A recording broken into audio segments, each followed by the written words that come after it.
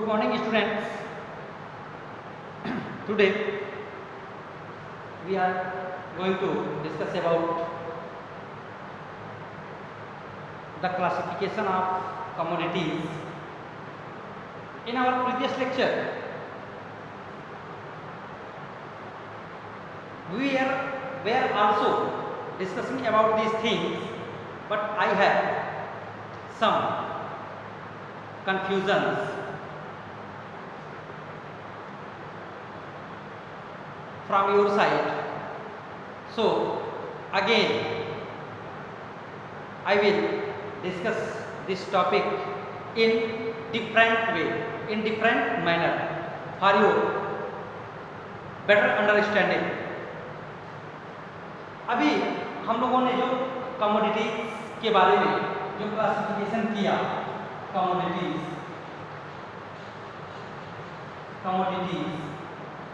तो यहाँ पे जो कमोडिटीज का जो क्लासिफिकेशन बेसिकली हमें as a intermediate goods as a final goods करते हैं, तो इसका जो हमारा ऑब्जेक्टिव्स है, जो हमारा मोटो है कि हमें ऐसे क्लासिफिकेशन की नीड क्यों पड़ती है कि हम ये इंटरमीडिएट गुड्स है, ये फाइनल गुड्स है। तो बेसिकली इसका जो हमारा ऑब्जेक्ट है, जो हमारा मोटो है कि किसी भी गुड्स को क्लासिफाई करने का, to calculate the national income, कि जब हम नेशनल इनकम को कैलकुलेट करते हैं तो in calculation of national income we only calculate the value of final goods. तब यहाँ पर हमारे लिए एक ह्यूज कंफ्यूजन जनरेट होता है कि कौन सी गुड्स फाइनल है और कौन सी गुड्स इंटरमीडिएट है। प्रीवियस लेक्चर में मैंने बताया था कि यहाँ पर हम गुड्स और कमोडिटीज़ का जब क्लासिफिकेशन करते हैं in reference to final and intermediate goods, तो जब फाइनल और इंटरमीडिएट गुड्स में हम इनका क्लासिफिकेशन करते हैं तो हम इजीली ये कह देते हैं कि it is the based on nature of use, कि जो हमारे यूज़ का नेचर है उस नेचर के पॉइंट ऑफ व्यू से हम उसे इंटरमीडिएट और फाइनल गुड में क्लासीफाई करते हैं। और नो डाउट ये सही भी है कि एज पर as the nature of use we classify the goods in terms of final and intermediate goods. After commodities are generally classified into two parts, final goods and intermediate goods. Intermediate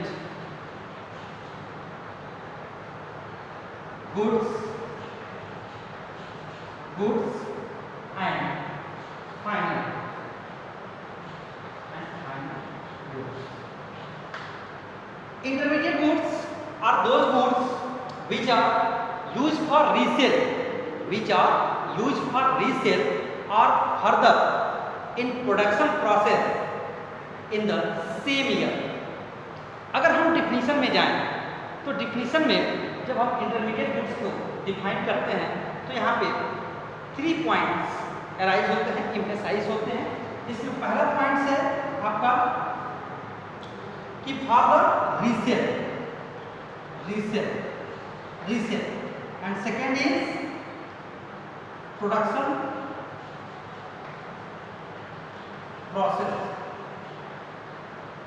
process, ठीक है। And third is in the same year,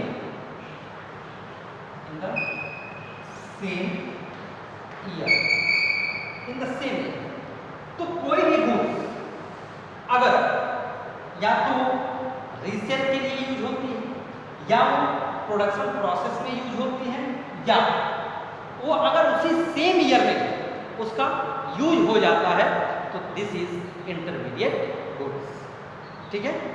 intermediate goods जैसे, इसलिए यहाँ पर ये बात हम emphasise कर रहे हैं कि पिछले लेक्चर में जो एग्जाम्पल आया था कि चॉक एंड डस्टर, कि ये जो चॉक और डस्टर है ये इंटरमीडिएट गुड्स है, लेकिन ये बेंच, ये फैन, ये इंटरमीडिएट गुड्स नहीं है, because of these are use for the investment.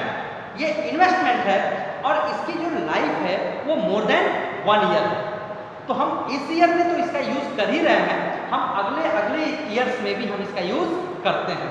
तो जब हम इस तरह की कमोडिटीज होंगी तो इन कमोडिटी का जो मोटो है वो मोटो इन्वेस्टमेंट का हो जाता है। इसलिए जब फाइनल गुड्स को हम डिफाइन करते हैं तो final goods are those goods which are consumed by the consumer और फर्दर इन्वेस्टमेंट। तो यहाँ दो बातें हैं, फॉर द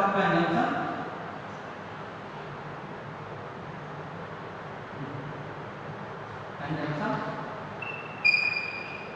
और इन्वेस्टमेंट। तो कोई भी गुड्स या तो हम कंज्यूम करते हैं, कंजम्पशन कर जाते हैं, या वो इन्वेस्टमेंट के पर्पज से यूज होती है, तो ऐसे गुड्स को हम फाइनल गुड्स कहते हैं।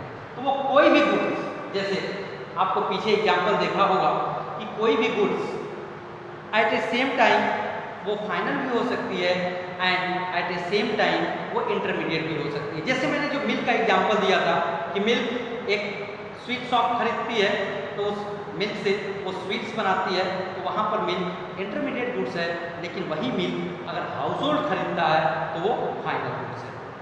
तो किसी भी गुड्स, तो nature of use of the commodity determine that goods are intermediate और फाइनल। कि कोई भी गुड्स इंटरमीडिएट होगी या फाइनल होगी, ये इस बात पर डिपेंड करेगा कि उसके यूज का नेचर क्या है, और ये जो पॉइंट्स हैं इनको वो सेटिस्फाई कर रहा है कि नहीं कर रहा। अगर कर रहा है तो जिस ग्रुप में वो सेटिस्फाई कर रहा है उस ग्रुप में वो कमोडिटी आ जाएगी। ठीक है बेटा, अब देखो ये जो फाइनल गुड्स हैं, ये फाइनल गुड्स का दो तरह से क्लासिफिकेशन होता है। Final goods are also two types. पहला consumption goods,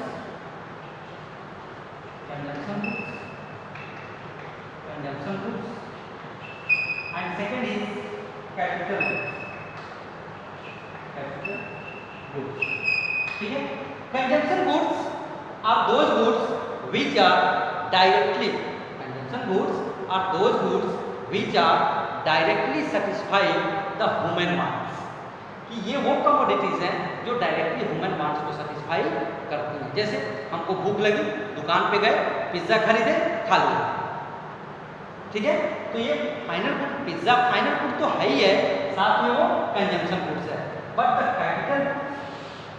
capital goods are those goods which are use for the further investment and then lose our identity.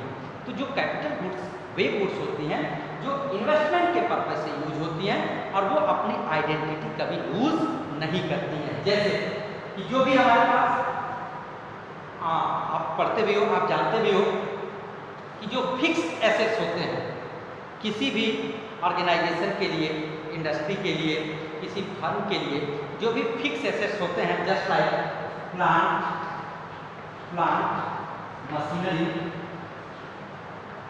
Machinery और the goods are final goods and capital goods.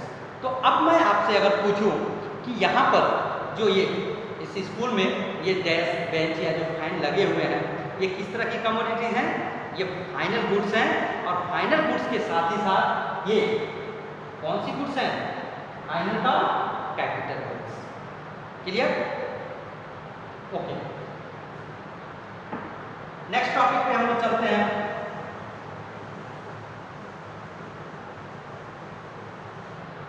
Next topic, next point है हम लोगों का gross investment, net investment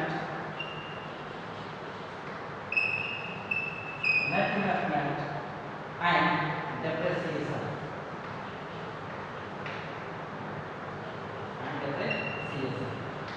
एक एक point को हम यहाँ डिस्कस करेंगे, एम्फसाइज करेंगे। Gross investment, net investment and depreciation.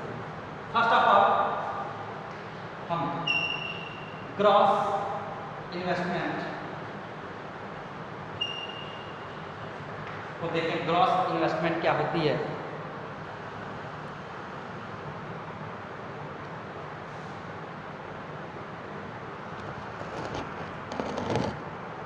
Gross की बात हम इसलिए कर रहे हैं क्योंकि एक्चुअल में जो हमारा इन्वेस्टमेंट होता है, इट मीन्स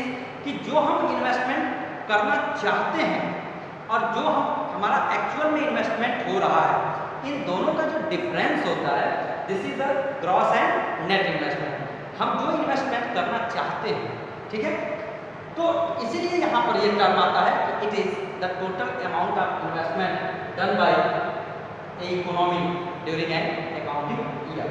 तो this is the gross investment and net investment, it is refers to the total amount of investment without the depreciation, without the depreciation। depreciation means कि loss of assets, कि अगर हम कुछ भी कहीं पर कोई भी इन्वेस्टमेंट करते हैं, तो अगर हम एक्चुअली में अगर 10 लाख रुपए का इन्वेस्टमेंट करते हैं, तो क्या हमको जो एसेट्स मिलता है उसकी वैल्यू 10 लाख होती है?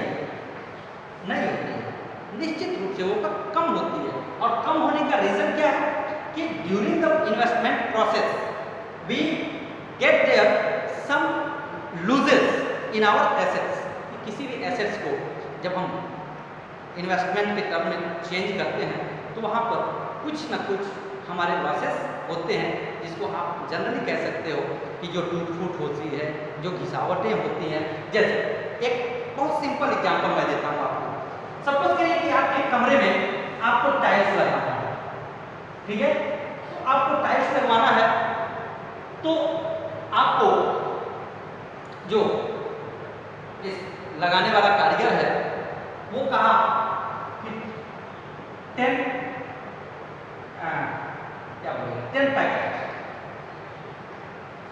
पैकेट्स आप टाइल्स ले आए।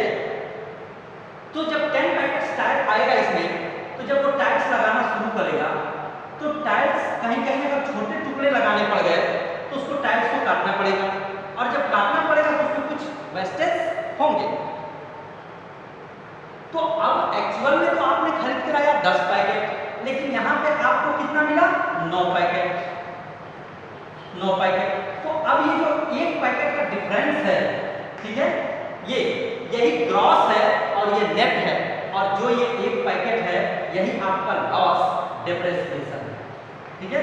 तीनों को एक साथ समझ लो यहाँ, ठीक है बेटा। तो ये है ग्रॉस, ये है नेट। तो net investment it is the total amount of investment without depreciation, कि डिप्रिसिएशन को हटा देने के बाद जो कुछ भी हमारे पास बच जाता है, this is the net investment. Clear? अब आइए देखते हैं depreciation. Depreciation refers to the loss of assets during the investment in terms of normal wear and tear, process of time and changing technology। कि अगर हमारे टेक्नोलॉजी में change हो जाए, तो जो हमारे एसेट्स हैं, जो हमारे इन्वेस्टमेंट हैं, उनकी जो वैल्यू है वो क्या होती है? बहुत कम हो जाती है, खत्म हो जाती है। तो changing technology, normal wear and tier means कि जैसे जो losses in term of use, कि जब हम यूज करते हैं किसी भी गुड्स, किसी भी कमोडिटी को, जैसे मैंने ये शर्ट पहना है, तो ये शर्ट जब मैं पहना हूँ, तो जब मैंने फर्स्ट डे इसको पहना और आज जब मैं पहना हूँ, तो क्या इसकी वैल्यू 1 साल बाद इसकी वैल्यू वही है जो फर्स्ट डे थी? नहीं। तो ये नॉर्मल वियर एंड टियर है, और इसमें जो लॉसेस हो रहे हैं, ये नॉर्मल वियर और पासेस ऑफ टाइम, कि जैसे जैसे समय बीतता चला जाता है, एसेट्स की जो वैल्यू है वो कम होती चली जाती है। तो दिस इज द डिप्रिसिएशन। तो depreciation refers to the loss of assets in investment in terms of normal wear and tear, passes of time and changing technology.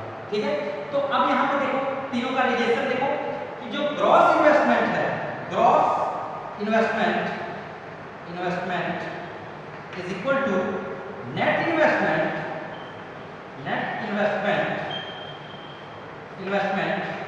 plus depreciation को शॉर्ट पे DEP लिखते हैं। तो ये डिप्रेसिएशन। अब इस फार्मूले से अगर इसमें कोई भी दो आपको पता हो, तो आप तीसरे को कैलकुलेट कर सकते हो। जैसे एक डायग्राम मैं बनाता हूं, देखिएगा, ये है ग्रॉस इन्वेस्टमेंट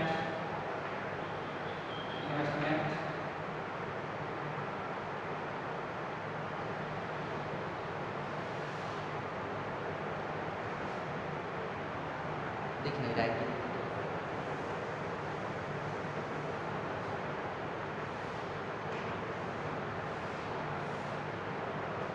ये है ग्रॉस इन्वेस्टमेंट,